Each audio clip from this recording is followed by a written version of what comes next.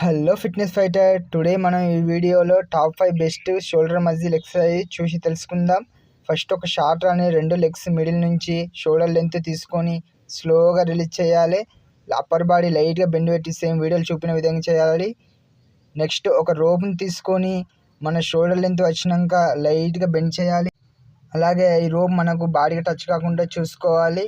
Next third, ఒక single హ్యాండ్ని మన షోల్డర్ లెంత్గా తీసుకొని స్లోగా రిలీజ్ చేయాలి. షోల్డర్ లెంత్ లేపి 1 సెకండ్ హోల్డ్ చేయాలి.